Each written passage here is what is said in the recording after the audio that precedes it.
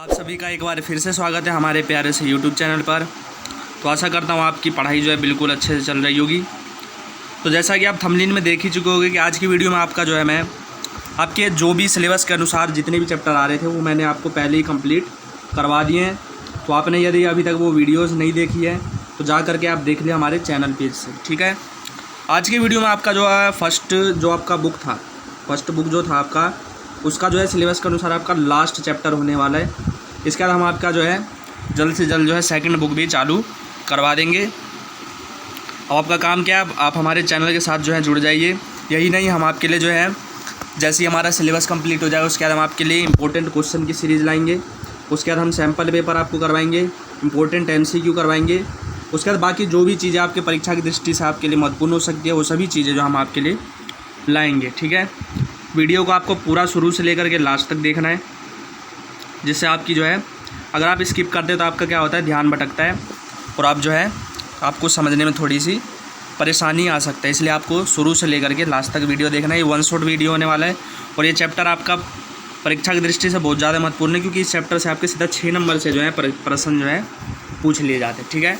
तो चलिए बिना किसी देरी के वीडियो को शुरू करते हैं। वीडियो अच्छी लगे तो वीडियो को लाइक कीजिएगा और ज़्यादा से ज़्यादा शेयर कीजिएगा, ठीक है। चलिए, जैसा कि आप जानते हैं कि हम जो भी आपको चैप्टर करवाते हैं सबसे पहले हम उसका परिचय जानते हैं। क्या जानते हैं? परिचय, कि उस चैप्टर में हमें पढ़ना क्या क्या है। तो सबसे पहले मैं आपको बता दूं हमें जो है इस चैप्टर में क्या क्या पढ़ना है।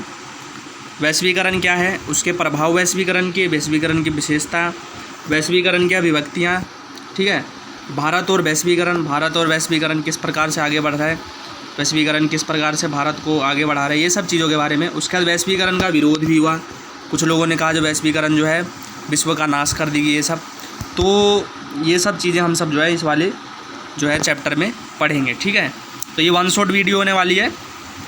एक ही वीडियो में आपका जो पूरा चैप्टर जो है खल्लास हो जाएगा और मैं गारंटी ले सकता हूँ एक भी क्वेश्चन जो आपका जो है इस वीडियो को देखने के बाद छूटेगा नहीं, ठीक है। तो चलिए शुरू करते हैं। सबसे पहले देखते हैं वैश्वीकरण है क्या। विश्व का पारस्परिक जुड़ाव, ठीक है। तो वैश्वीकरण का मतलब है कि विश्व जब एक दूसरे से जुड़ के, जैसे वस्तु, पूंजी, श्रम और विचारों के माध्यम से आदान प्रदान करता है, इसे ही क्या कहते हैं, वैश्वीकरण कहते हैं, ठीक है। तो वैश्वीकरण आप समझ चुके हो कि विश्व का पारस्परिक जुड़ाव।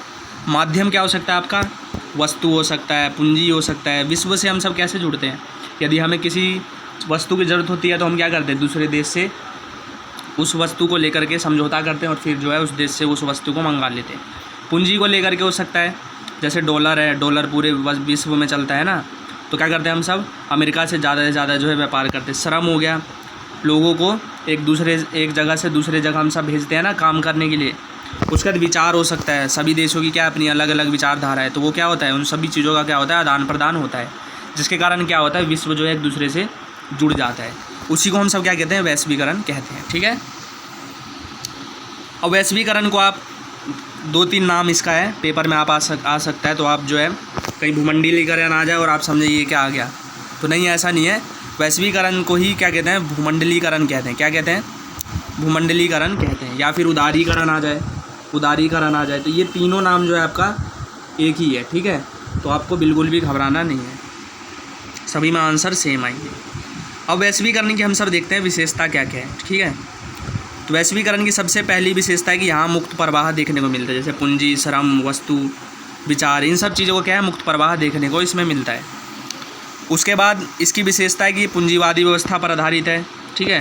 पूंजी को ज़्यादा ये आगे प्रेफर करता है। उसके बाद खुलेपन क्या है, एक दूसरे देश का करते हैं, एक दूसरे से खुले तौर पर जो है व्यापार करते हैं, ठीक है। विश्व व्यापार में वृद्धि, इसकी विशेषता क्या है, इसके कारण क्या हो रहा है कि अब विश्व व्यापार में जो है वो वृद्धि हो रहा है, कि एक देश से दूसरा देश क्या कर रहा है, अब आसानी से जो है व्यापार कर रहा है, ठीक है। तीसरा आपका विशेषता ये है कि देशों के बीच आपसी सहयोग बढ़ रहे हैं, देशों के बीच में क्या भाईचारे की भावना जो है उत्पन्न हो रही है। उसके बाद आर्थिक वृद्धि हो रही है, हम सब देख रहे हैं, हमारे देश की ले लीजिए या फिर और बाकी चीन की ले लीजिए, इन सभी देश को क्या हो रहा है, आर्थिक वृद्धि हो रहा है।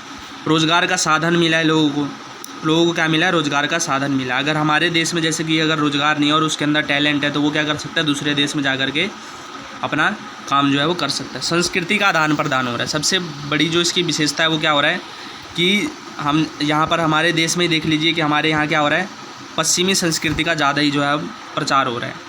और आप रसिया वगैरह इन सब में चल जाइए तो आपको वहाँ पर हिंदुस्तान की संस्कृति जो है वो देखने को मिल रही है। ठीक है, तो इस कारण हम कह सकते हैं कि अब क्या है, वैश्वीकरण के कारण जो है संस्कृति का आदान प्रदान जो है बहुत ज़्यादा मात्रा में देखने को मिल रहा है।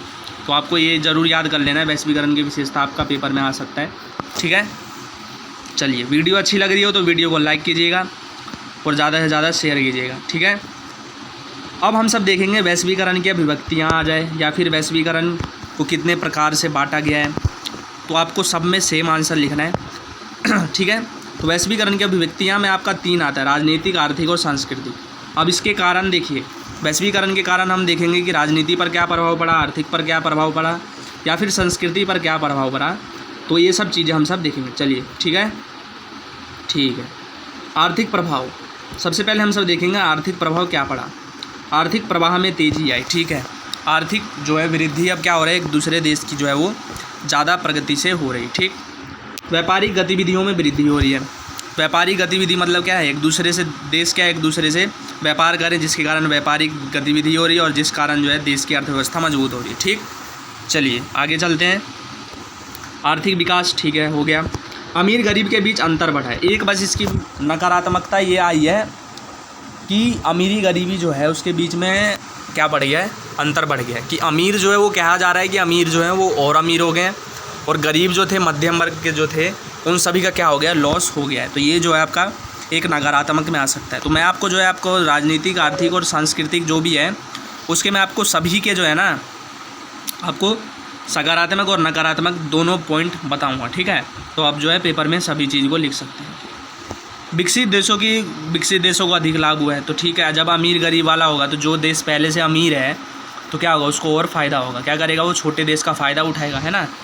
आर्थिक उपनिवेशवाद हुआ है। आर्थिक उपनिवेशवाद हुआ है मतलब क्या हो रहा है कि आर्थिक जो सारी की सारी वृद्धि जो हो रही है ज़्यादातर वो कहाँ हो रही है, पश्चिमी की देशों में हो रहा है। उपनिवेशवाद मतलब जो पुराने जो आपके पश्चिमी जो लोग थे उन सबको क्या है, इससे ज़्यादा ही जो है फ़ायदा हो रहा है। ठीक है, चलिए अब हम सब देखेंगे राजनीतिक प्रभाव क्या पड़ा।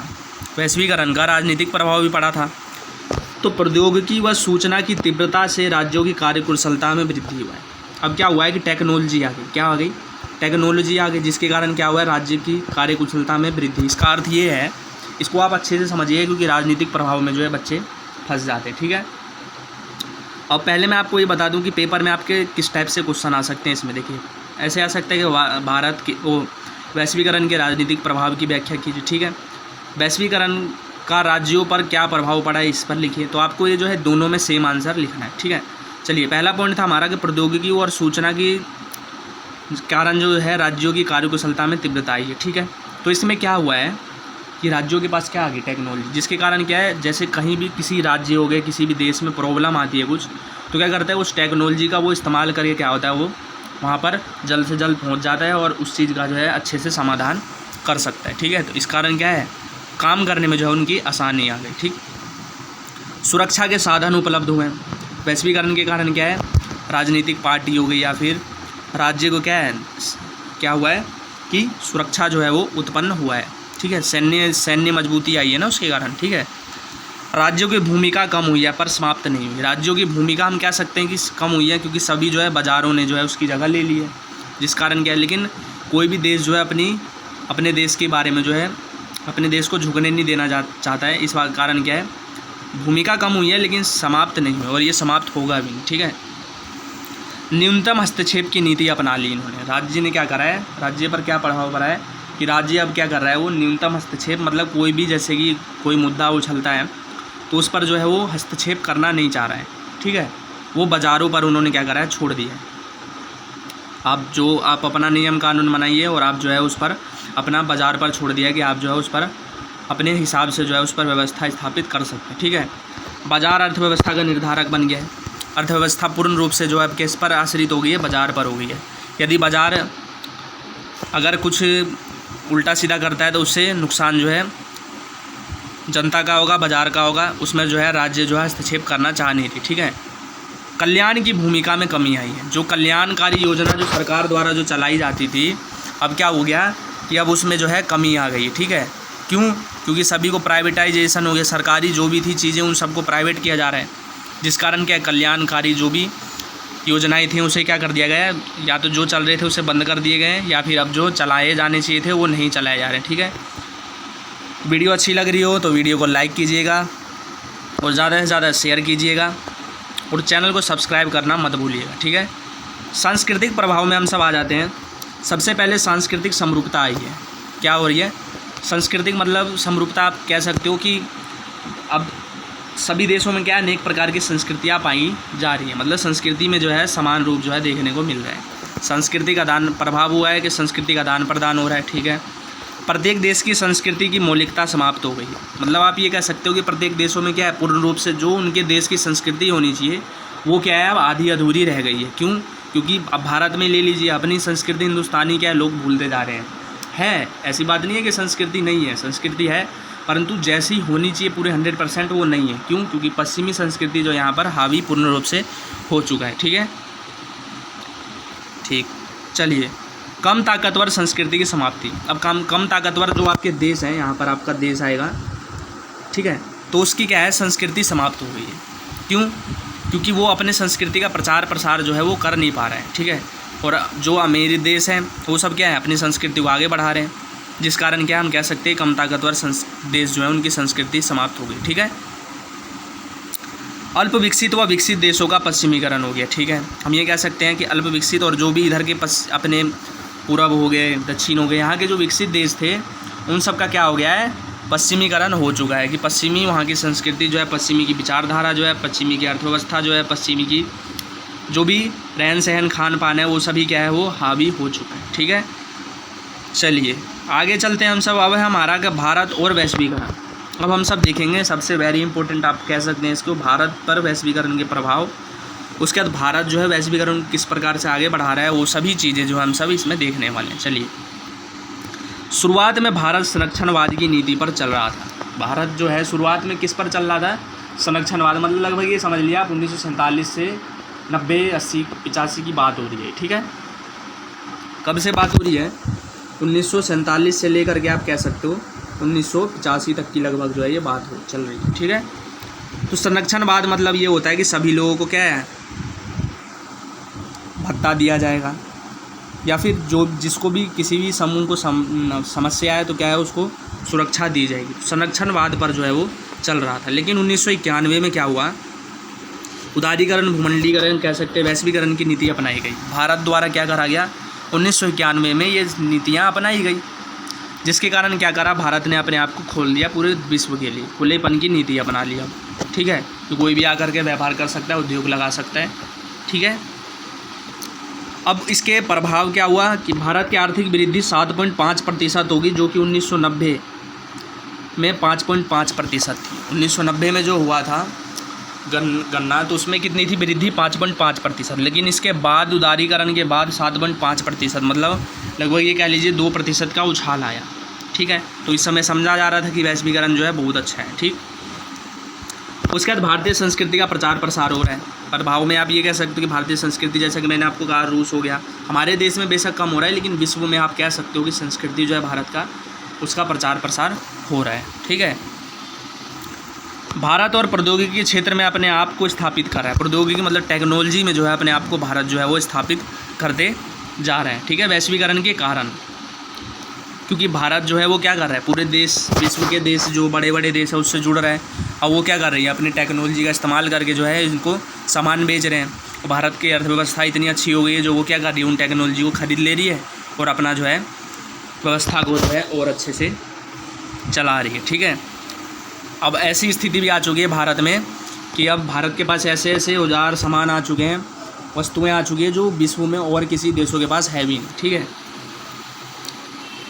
उसके बाद चलते हैं हम सब। भारत के लोग आज विश्व के उच्च पदों पर स्थापित हो रहे हैं। सबसे मेन आप कह सकते, जैसे आप गूगल का CEO ले लीजिए, या फिर आप ब्रिटेन के आपके प्रधानमंत्री ले लीजिए, है ना, तो इन सभी देखिए बड़े बड़े पदों पर आपके माइक्रोसॉफ्ट है, और भी बाद बाकी बहुत सारे हैं, मेरे को तो इतने ही पते हैं, और आपके बहुत सारे पदों पर जो है वो आपके भारतीय लोग जो हैं देखने को मिल रहे हैं। ठीक है, तो चलिए आगे चलते हैं। अब वीडियो अच्छी लग रही हो तो वीडियो को लाइक कीजिएगा और चैनल को सब्सक्राइब ज़रूर कर लीजिएगा, और ज़्यादा से ज़्यादा जो है इसको शेयर कीजिएगा। और मैं आपको यही बता दूं कि इसकी PDF जो आपको PDF जो है आपकी नोट्स की वो डिस्क्रिप्शन में लिंक है, वहाँ से जा कर के आप जो है डाउनलोड कर सकते हो, ठीक है।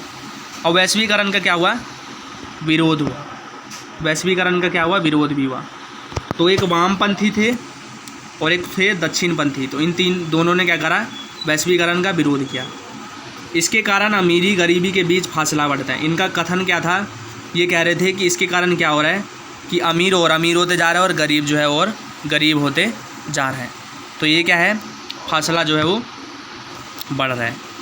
उसके चलते आगे दक्षिणपंथियों ने क्या कहा कि इन्होंने 3 प्रकार आर्थिक, राजनीतिक, सांस्कृतिक तीनों पर विरोध किया है। मतलब दक्षिणपंथियों ने कहा जो आर्थिक ले लीजिए या फिर राजनीतिक, सांस्कृतिक, तीनों पर जो है वैश्वीकरण के जो है गलत प्रभाव जो है वो पड़ रहे हैं। तो चलिए देखते हैं वो किस प्रकार से देखने को मिला, ठीक है। चलिए आर्थिक क्षेत्र में सबसे पहले देखते हैं कि संरक्षणवाद की नीति अपनाया जाए। उन्होंने ये कहा कि संरक्षणवाद की नीति जो समाप्त कर दी गई है उसको अपनाया जाए, जिससे देश का और जल्दी जो है वो विकास होगा। राजनीतिक क्षेत्र में राज्य की भूमिका बढ़ाई जाए। राज्य की क्षमता, मैंने आपको उसमें बताया था वैश्वीकरण के प्रभाव में कि राज्य की क्षमता में क्या हो रहा है, कमी आ रहा है। तो उन्होंने क्या कहा, जो राज्य की क्षमता जो है उसकी जो है भूमिका जो है वो बढ़ाई जाए, ठीक है। कल्याणकारी योजनाएं चलाई जाए। सांस्कृतिक क्षेत्र में कहा गया कि संस्कृति अर्थात अपनी संस्कृति को जो है बढ़ाया जाए। मतलब इन्होंने ये कहा कि भारत की संस्कृति क्या हो रही है, वो समाप्त होते जा रही है, जिस कारण उन्होंने क्या कहा, जो इसे जो है वो भारत की संस्कृति को जो है अपने देश में जो है लाया जाए, ना कि दूसरे देश की संस्कृति, ठीक है। उसके बाद आपका पेपर में आया था WSF की फुल फॉर्म लिखिए, तो वर्ल्ड सोशल फोरम। अब इनका काम क्या होता है, उदारीकरण, वैश्वीकरण, इन सभी चीज़ों का विरोध करना। मतलब आप ये कह सकते हो कि दक्षिणपंथी और आपका वामपंथी थे, उनसे जो है इनकी विचारधारा जो है वो मिलती थी, ठीक है।